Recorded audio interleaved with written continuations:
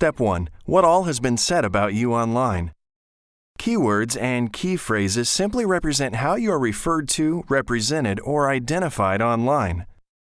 There are several smaller as well as enterprise-level paid and free online tools out there to help you monitor certain phrases being discussed online. For example, Google Alerts. Google and other search engines both directly and indirectly allow others to attempt to establish what is relevant regarding an individual or a corporation.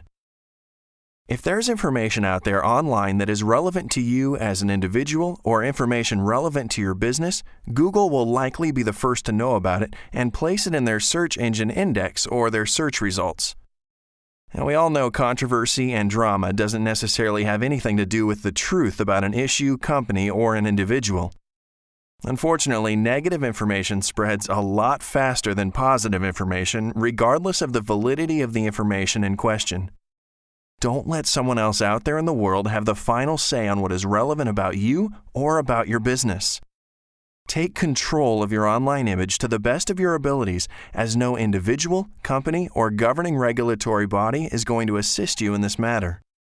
Before you set up Google Alerts for real-time key phrase monitoring, though, you can perform some quick searches in Google using their advanced search operators.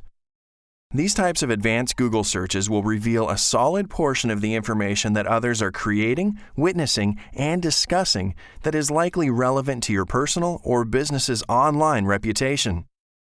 You can think of this process as a quick scan for online reputation management problems and potential issues. So how do you perform a quick scan? First, you need to start with the obvious. Open up google.com. Type in your business name or your full name and click the button labeled Google Search. Before you do anything else, click on the top right gear-looking icon and select Search Settings. Make sure you have no filtering selected under Safe Search Filters. Select Never Show Instant Results under Google Instant Predictions. Select 100 under Results per Page. Select Do Not Use Personal Results under Personal Results. You will probably want to select Open each select result in a new browser window as well. Now you can click Save to go back to the main Google search results screen. Now, in my opinion, with Google showing you 100 listings per page, it makes it much easier to copy, print, analyze, organize, and do other productive things with the information. Feel free to click Repeat the Search with the Omitted Results Included link to see if any different search engine listing results come up that are important to you or your business. It really does pay off in the long run to be extra thorough when examining online reputation management issues. Select Google's Advanced Search by, again, clicking on that gear-like icon located in the upper right side of the main Google search screen. Some of the advanced search options that Google provides on this page are very helpful for analyzing online reputations. For detailed explanations of these options, please refer to our basic guide. Now let's talk about the various types of websites and media that one may typically encounter when going through this whole process.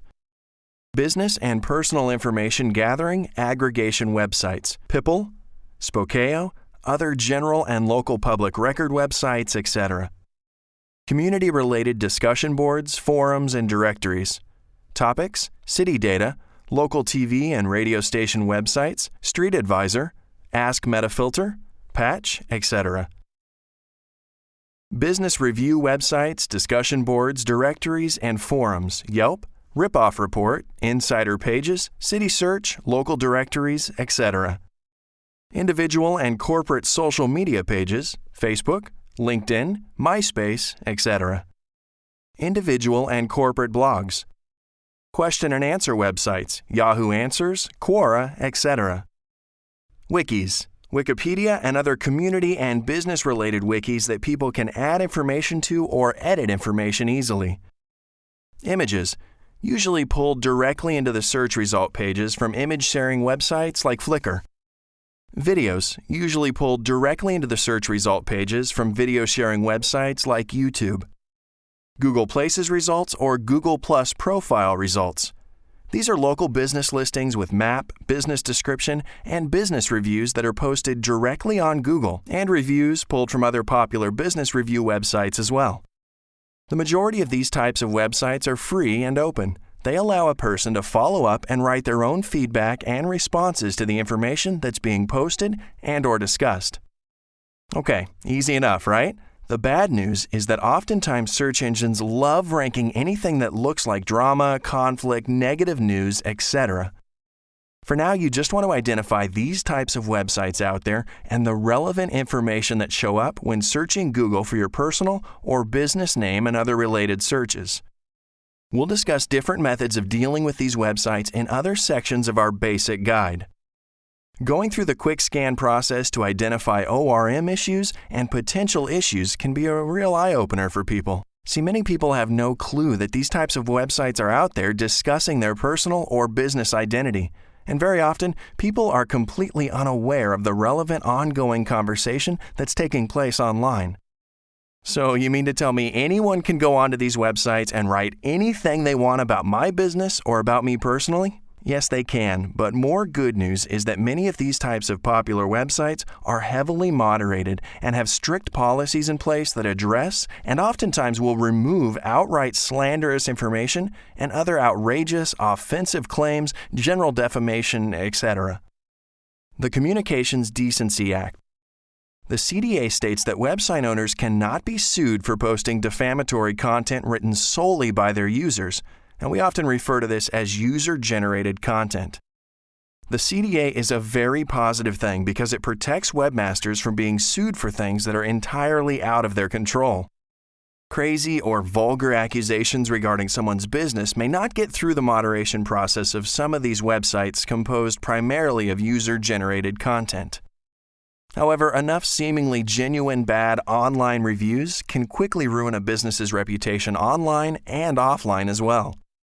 People often go to great lengths to make others look bad on these types of service review websites. What about people looking for a new place to eat? This demographic is going to be browsing local business review websites like Yelp, and this is what makes online reputation management crucial for service-based businesses.